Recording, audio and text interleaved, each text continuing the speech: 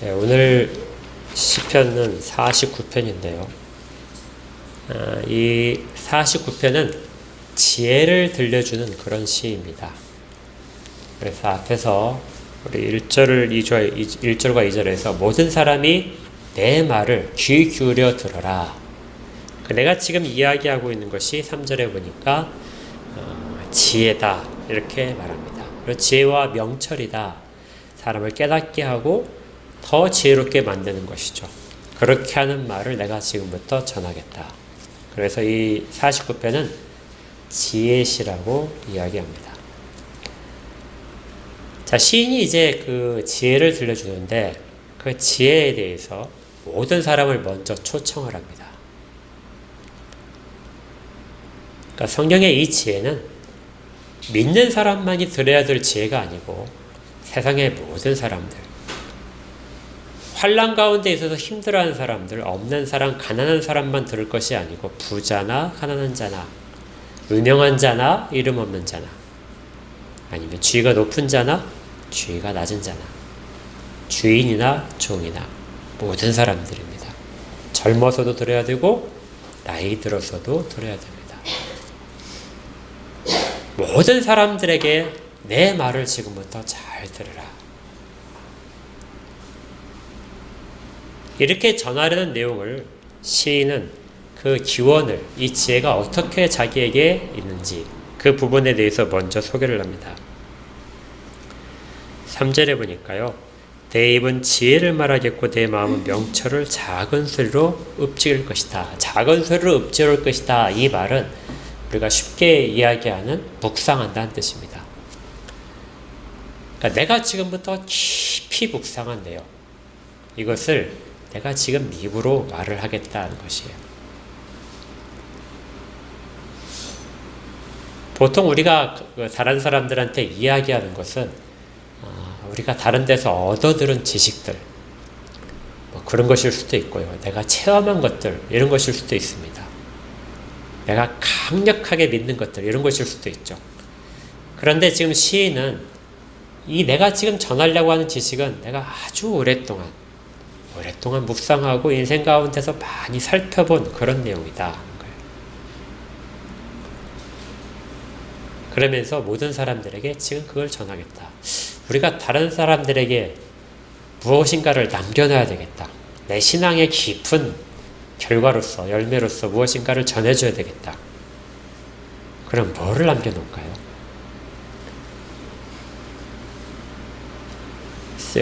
보통 학자들이 49편을 고라자손의 시라고 되는데요. 이 고라자손의 시인데 여기에 서 있는 내용 중에서 하나님이 말씀하신 내용들은 전혀 없습니다. 아주 독특한 시예요. 하나님이 이렇게 말씀하셨다. 내가 이렇게 말씀하셨기 때문에 내가 그렇게 산다. 이것이 아니라 자기가 인생 가운데서 하나님을 겪고 나서 그리고 나서 시간이 오래 지나면서 그렇게 살다가 마지막에 자기 후손들에게 이렇게 너희들도 살아야 된다 하면서 남겨두는 시입니다. 그러니까 우리는 자손들에게, 다른 사람들에게, 모든 사람들아, 내가 인생의 결과를 살펴보니까 이건 꼭 기억하게 되겠다 하고 전할 수 있는 내용이 뭘까요?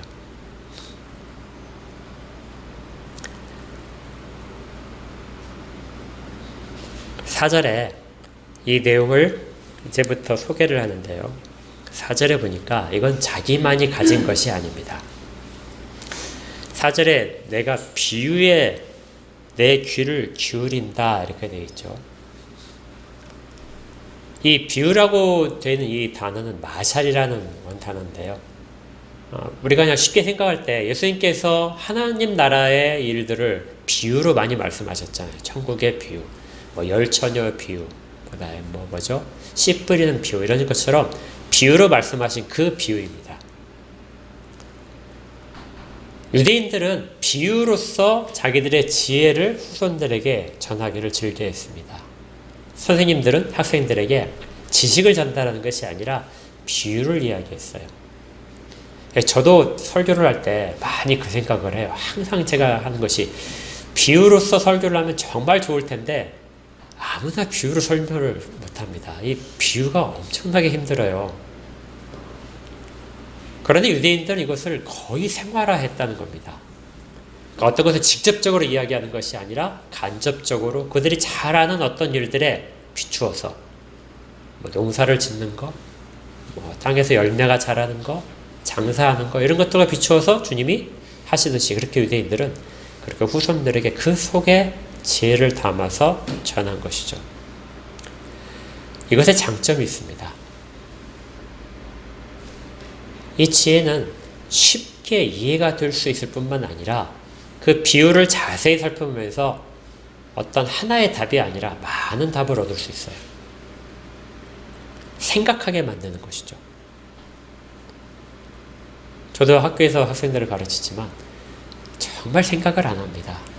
그래서 어떻게든지 하나라도 생각을 하게 만들기 위해서 별짓을 다 하는데요. 네. 그냥 튀어나오는 답이 아니고 책에 있는 걸 읽는 것이 아니라 깊이 생각한 결과 답을 할 수 있도록 만드는 것이 이 비유라는 방식입니다. 그래서 탈무드에도 비유가 많고요. 그걸 통해서 자기 속에서 소화해낸 지혜가 자발적인 순종을 얻어내도록 어떤 법조문처럼 명령을 하는 것이 아니고요. 그걸 통해서 인생에 발견하는 지혜를 가지고 자기 인생에서 자발적으로 갈 수 있도록 하는 것이 그것이 이 비유의 속성입니다. 그러니까 지금 시인이 내가 비유에 내 귀를 기울이겠다 이 말은 조상들이 지금까지 수없이 전해준 그 지혜들을 내가 다시금 계속해서 묵상하겠다는 겁니다. 그러니까 지금 지혜를 말하고자 하는데 후손들에게 지혜를 전해주는데 그 지혜는 내가 만들어낸 것이 아니라 수많은 조상들의 유전들을 내가 다 생각해보고 묵상한 결과 그것들이 내 속에서 소화가 되어서 나온 것이라는 것이죠.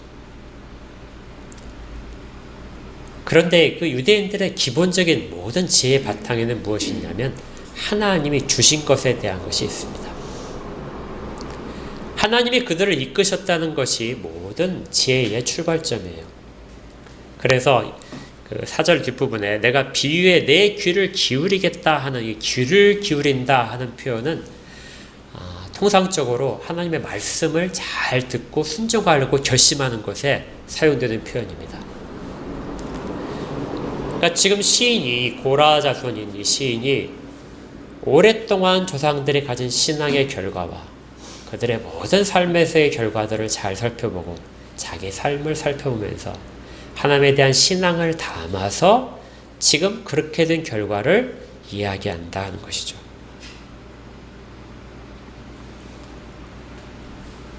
사실 우리 신앙도 이렇게 되어야 합니다. 우리가 교회 역사도 배우고 또 종교개혁 이후에 생겼던 많은 요리문답이나 신조들을 살펴보는 이유도 여기 비유에 대해서 비유라고 하는 것에 연관돼서 우리 조상들은 어떻게 믿음을 가졌는가 그리고 하나님의 말씀에서 무엇을 깨달았는가 우리에게 무엇을 전해주고 싶었는가 하는 것들을 다 찾기 위해서 그런 것이죠. 믿음만이 들음에서 나는 것이 아니라 인생의 지혜도 들어야 됩니다. 그래서 시인은 하나님의 말씀에 너희들도 귀를 기울여라 하고 직접 그렇게 말을 할 수 있는 거예요. 그 다음에 4절의 뒷부분에 보니까 이렇게 돼 있어요. 그것을 사람들에게 들려주는데 수금으로 나의 오묘한 말을 풀리로다. 사람들에게 들려주는데 어떤 방식으로 하냐면은 노래로 만들어서 하겠다는 거예요. 수금은 하프죠. 지금으로 말하면 기타일 것입니다. 그러니까 기타를 치면서 조그마한 목소리로 우리 음유신이라고 그러잖아요. 무슨 일들을 쭉 그냥 곡조가 중요한 것이 아니고 목소리가 중요한 것이 아니고 그 내용을 중요하게 듣도록 요즘 보게 되면 막 그 가요 프로그램들이 굉장히 많은데요. 그 가요 프로그램들을 보게 되면 얼마나 노래를 잘하는 사람이 기교가 막 얼등하고 고성도 잘 내고 하는 사람들이 많은지 몰라요. 그렇게 하라는 것이 아닙니다. 그게 아니고 나지막한 소리로 하프의 반주에 맞춰서 이야기하듯이 노래를 하는 거예요. 이것이 지금 수금으로 나의 오묘한 말을 풀리로다 하는 겁니다. 인생의 지혜를 아무리 쉽게 전해준다 할지라도 그것들을 사람들이 쉽게 받아들이지 못하죠. 성경 말씀을 아무리 쉽게 풀어준다 하더라도 받아들이기 힘듭니다. 그래서 이 시인이 어떤 방법을 쓰냐면 노래에 담는 거예요. 노래에 담아서 사람들이 그냥 스스로 부담 없이 반복해서 그렇게 하다 보게 되면 점점점 깨달을 수 있도록 내가 지금 하프에 맞춰서 나지막히 노래를 부를 테니 그 지혜에 대한 노래를 듣고 너희 귀 담아 들어라. 이렇게 사람들을 초대하는 것입니다. 그렇다면 그 내용이 무엇일까요? 인생이 걸려있는 그 내용들. 그 내용은 죽음입니다. 49편은 죽음에 대한 시예요. 이 49편은 사실 형식적으로 보게 되면 48편과 연관이 되어 있어요. 모든 사람들이 고민해야 될 내용을 죽음이라고 지금 생각을 하고 그 죽음에 대한 것을 지혜로서 이야기하는데 48편과 연관된 것입니다. 48편의 마지막 절을 한번 보세요. 48편 14절 함께 읽겠습니다. 시작. 이 하나님은 영원히 우리 하나님이시니 그가 우리를 죽을 때까지 인도하시리로다. 아멘. 우리 48편을 같이 묵상해 봤지만 궁금증 하나가 있었어요. 우리가 좀 약간 이게 좀 아쉽다는 부분이 이 14절이었는데요. 하나님이 우리를 인도하시긴 하는데 언제까지 인도하신다고요? 앞에는 뭐예요? 영원히 우리 하나님이시는데 언제까지 인도합니까? 죽을 때까지. 그러면 죽고 나면 어떻게 되죠? 죽을 때까지만 인도하신다. 이 표현대로 보게 되면 앞에 영원이란 말이 있는데 그럼 죽을 때까지만 영원인가요? 죽음 이후에도 포함이 되어 영원일 텐데 여기에 왜 죽을 때까지라고 이야기하고 있을까? 저도 여기에 대해서 상당히 궁금증이 있었어요. 제가 좀 찾아보니까 우리 번역상에 약간 문제입니다. 죽을 때까지라는 이 말은 죽음 넘어서라는 원래 단어 뜻이에요. 그러니까 죽을 때까지 계속해서 진행되다가 죽음 넘어서 인도하신다 하는 뜻입니다. 그러니까 하나님은 영원히 우리의 하나님이신데 죽을 때까지도 인도하시고 죽음 넘어서도 인도하신다. 그럼 그 죽음 넘어서 인도하시는 내용이 49편에 나오는 것입니다. 그래서 우리 인생은 이 땅에서 우리가 숨을 쉬면서 사는 이 삶, 이 세상의 삶이 다가 아니라 그것들이 다 끝나는 순간에도 여전히 이어지고 있다는 것. 그리고 그것을 알아라. 그것이 어떻게 진행되는지에 대한 내용을 49편에서 이야기하고 싶은 겁니다. 그리고 그걸 이야기하면서 제일 출발점은 어디 있냐면 현재의 삶입니다. 죽음 너머라고 하니까 멀리 보고 지금과 아무 관계가 없는 것처럼 그렇게 생각하기 쉬운데 죽음 너머는 그걸 바라보는 순간은 현재라는 거예요. 현재에서 죽음 너머를 바라보아라. 그래야 지혜가 있습니다. 현재의 삶을 그대로 살고 현재에 충실해서 사는 것도 중요한데 그것이 현재에서만 내가 숨을 쉬는 동안에 이 땅에서만 이루어지는 모든 것이라면 가장 어리석은 것이고 그 너머를 지금 생각해야 된다 하는 것이에요. 여러분은 지금 어떤 시기를 겪고 계십니까? 힘든가요? 행복한가요? 자랑할 만합니까? 아니면 탄식으로 가득 차 있는 시기입니까? 하나님께 엄청나게 많은 것들을 구하고 계세요? 아니면 하나님께 감사의 마음을 더하고 계세요? 현재의 삶 속에서 죽음 너머를 바라보는 것. 현재는 우리의 선택과 우리의 재능과 노력에 많은 것들이 달려 있습니다. 이건 어느 누구도 부인하지 못해요.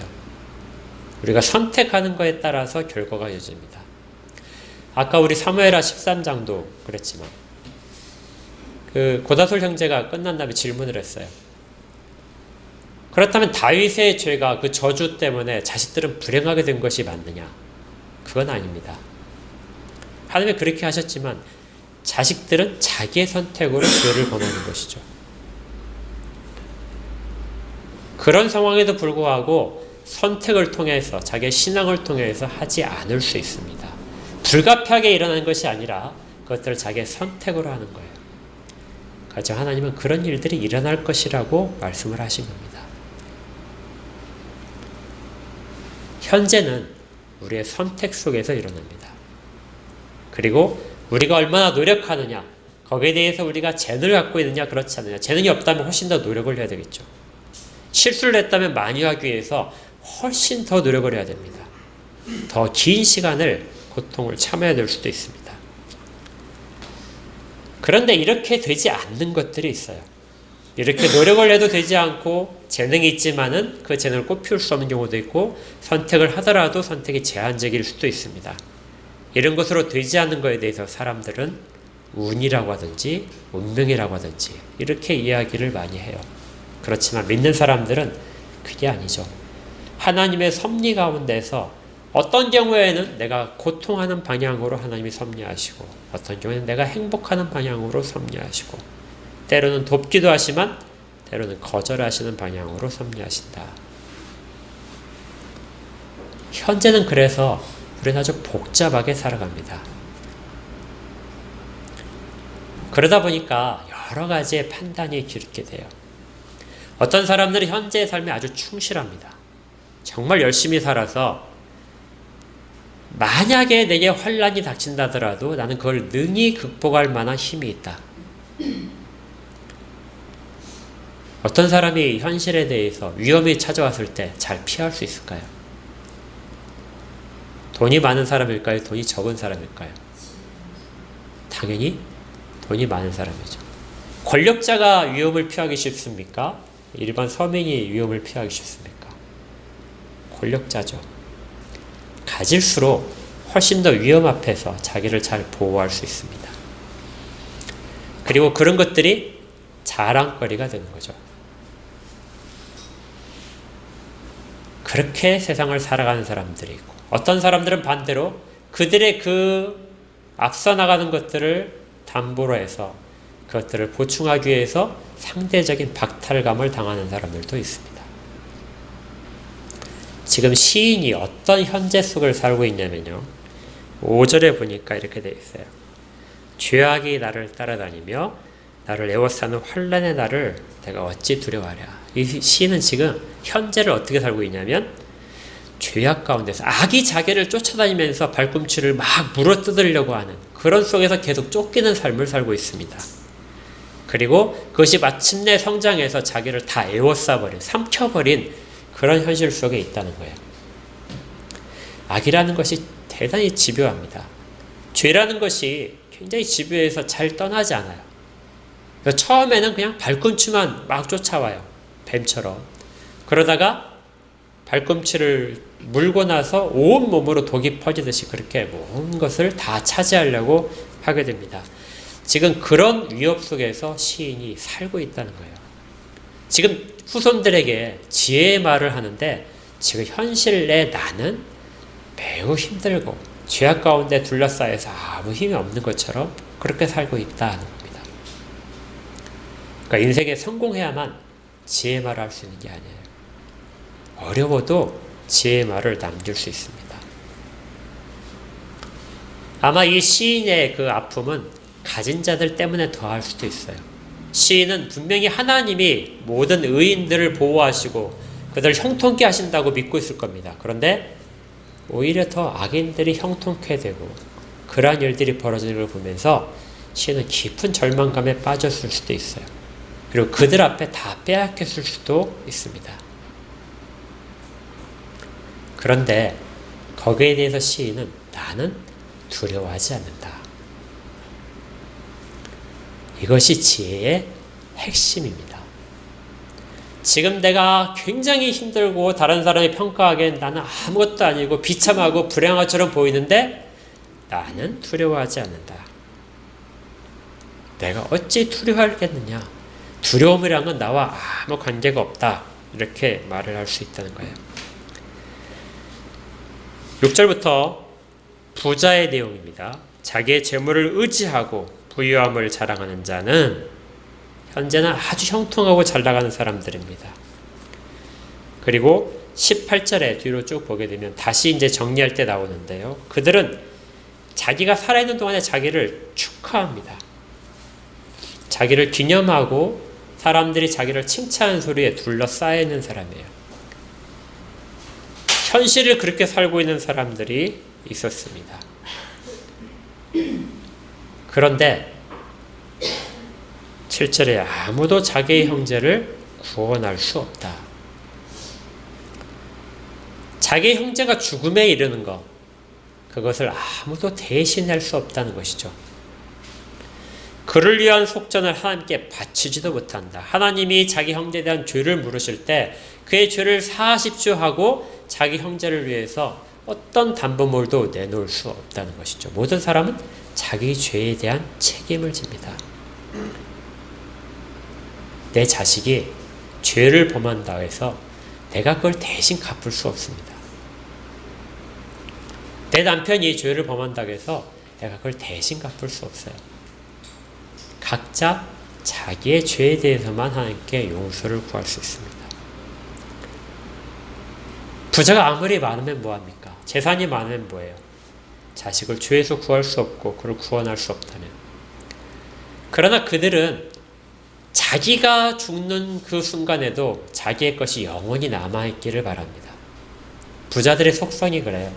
부자들의 속성이 내가 지금 당장 모든 것들이 날아가 버릴 만한 그런 위험한 투자를 하면서도 그것 대신에 전혀 변하지 않은 것들에 대한 투자를 같이 합니다. 건물이나 땅에다 하죠. 그래서 여기에도 그대로 나와 있어요. 11절에 그들의 속 생각에 그들의 집은 영원히 있을 것이다. 죽음이 앞에 왔을 때에도 내가 죽더라도 내 집은 남아있을 거다. 건물은 남아있을 테니까 건물은 남겨야지. 전쟁이 나더라도 땅은 남아있을 것이다. 여러 군데 분산해서 투자를 하는 겁니다. 그리고 토지는 영원히 없어지지 않을 테니까 거기에 내 이름을 올려서 그걸 내 땅으로 해서 내 소유물로 하게 되면 영원히 남아있을 것이다. 모든 사람들이 사실은 이렇게 합니다. 그렇죠? 우리가 우리의 살 것만, 우리의 이 땅에 살 것만 가지고 그걸로 만족하는 삶은 없어요. 반드시 나중에 남겨둘 것이 있어야 안전하다고 생각을 합니다. 어떤 일이 있어도 변하지 않을 만큼의 든든한 만큼은 있어야 내가 그래도 살 수 있다. 근데 부자만 그럴까요? 가난한 사람은 그렇지 않습니까? 내가 끝까지 내가 죽어서 그 다음에 남겨질 무엇인가가 나한테 있다면 나는 자긍심을 갖게 되고 안전하다고 느낍니다. 그래서 내가 의지하고 자랑하는 것, 이것이 자기로 하여금 부자와 똑같은 생각을 하게 하는 거예요. 쓸 것을 충분하게 남겨두고 자식에게 많은 걸 남겨주고 내 이름이 들어가 있는 어떤 판이 명판이나 비석이 남아있다면 그것이 오랫동안 기억될 만한 것들이다.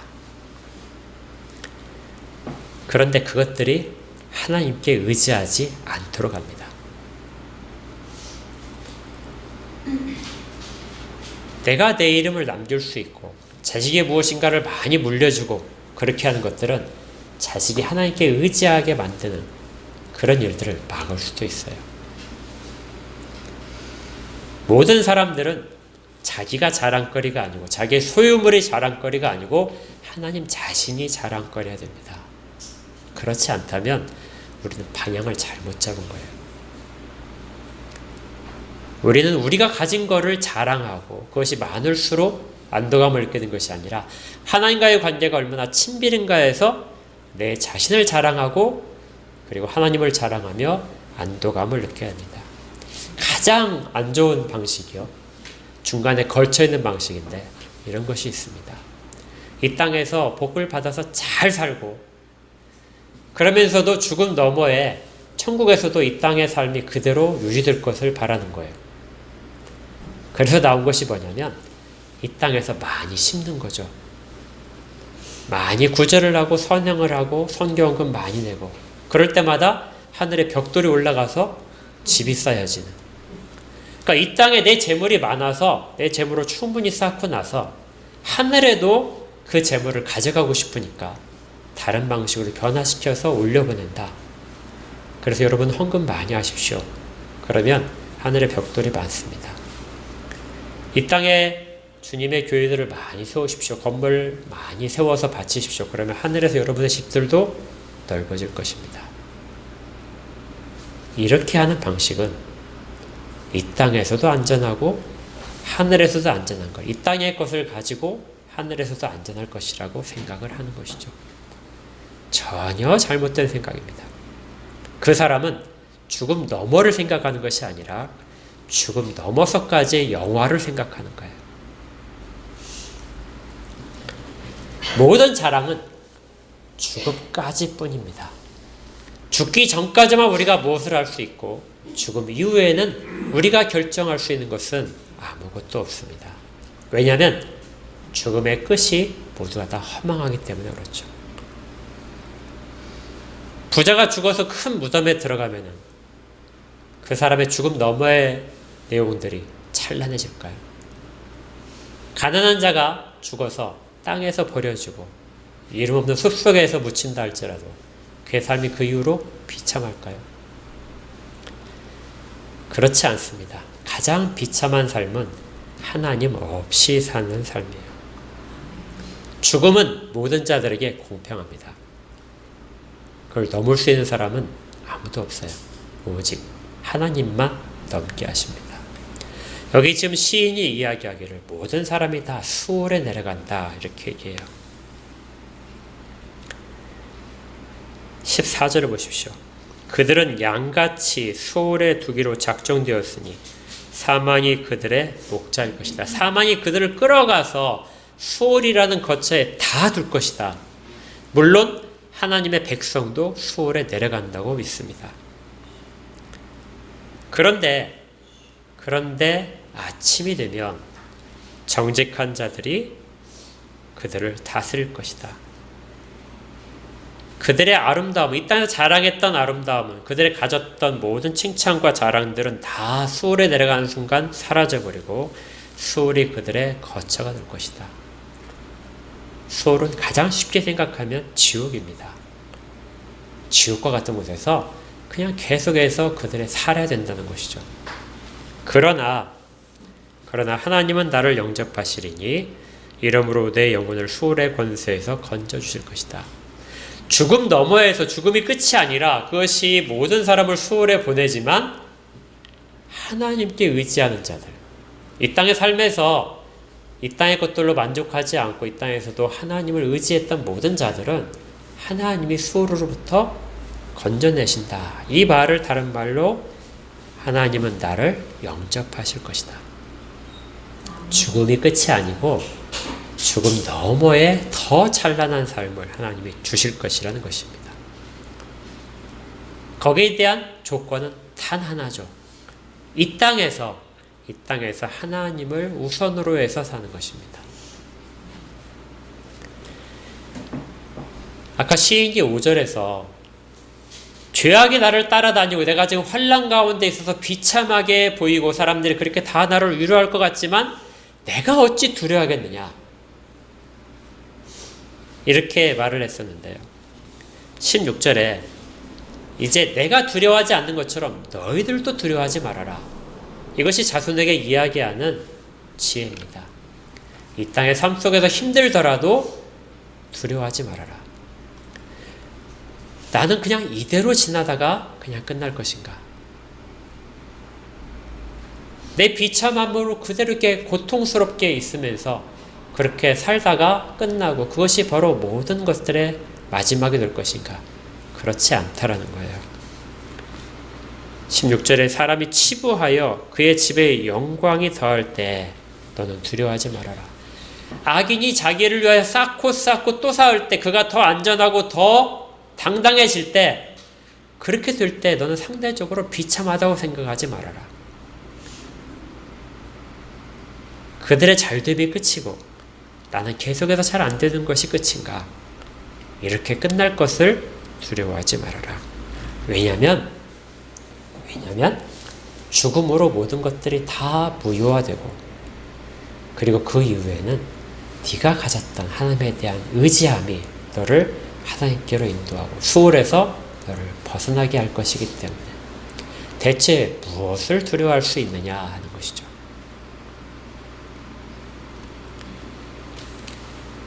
만약에 우리가 그것을 보면서 다른 사람들이 잘 되고 그렇게 이 땅의 형통함을 보면서 나는 어떻게 될까 하고 두려워하고 있다면, 그리고 그것을 부러워하면서 나도 저렇게 하고 싶다 하고 따라가고 있다면, 거기에 대해서 시인이 아주 결정적인 말을 이렇게 합니다. 12절인데요. 12절은 두 번씩 나와요. 사람은 존귀하나 장구하지 못하며 멸망하는 짐승 같도다.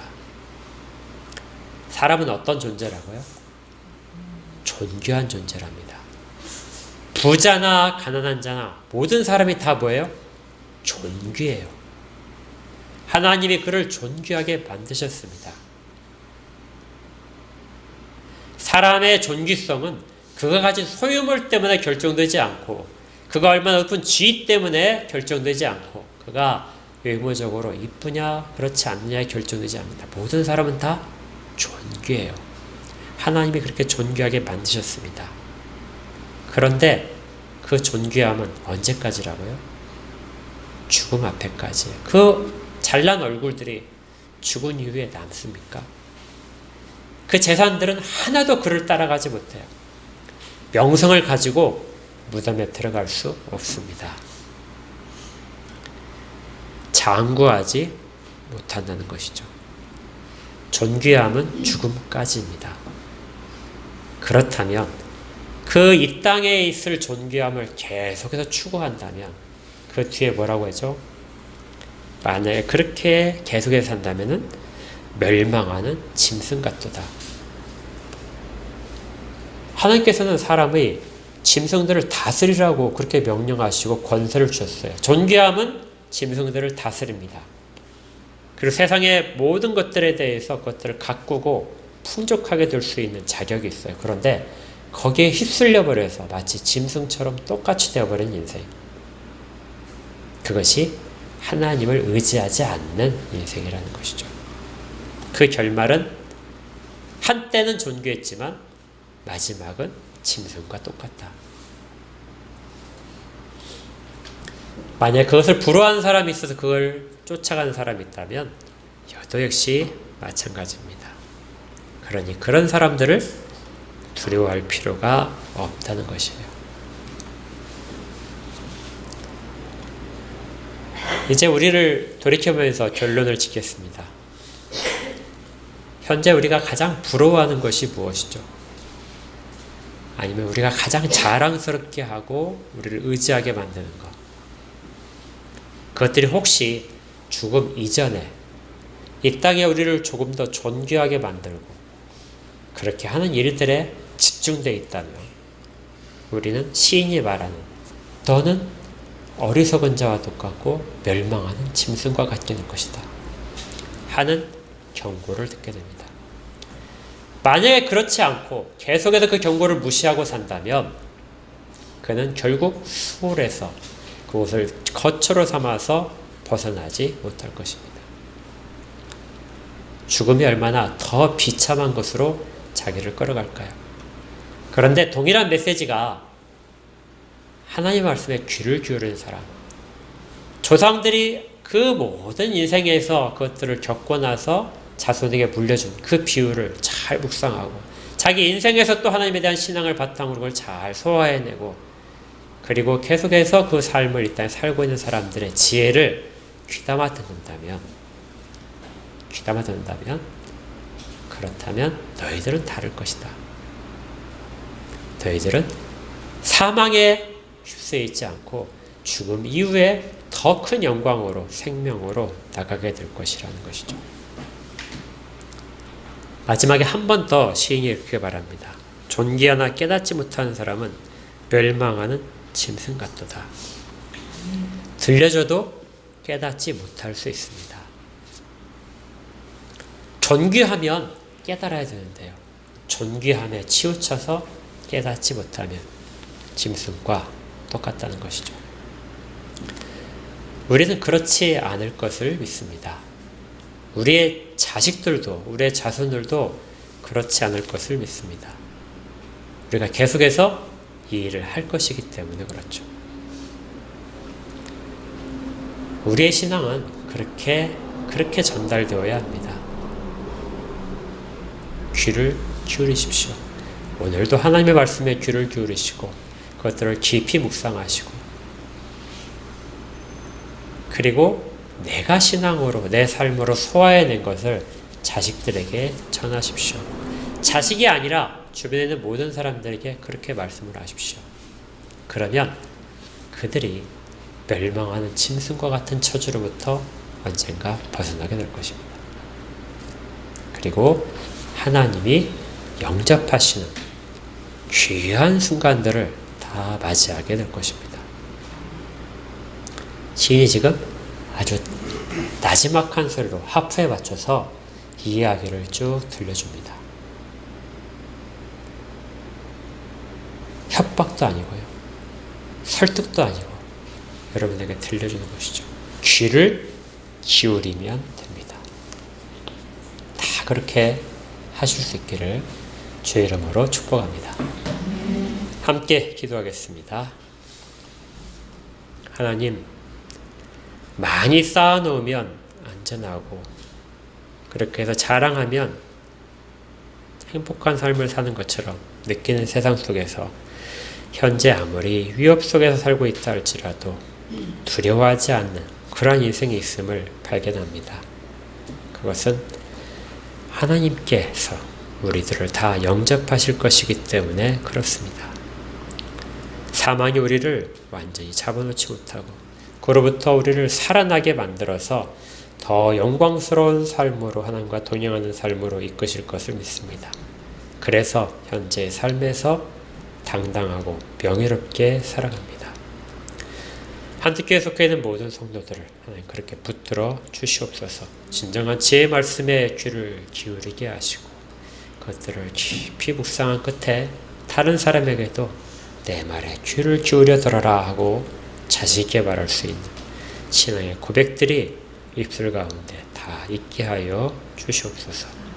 예수 그리스도 이름으로 기도합니다. 아멘.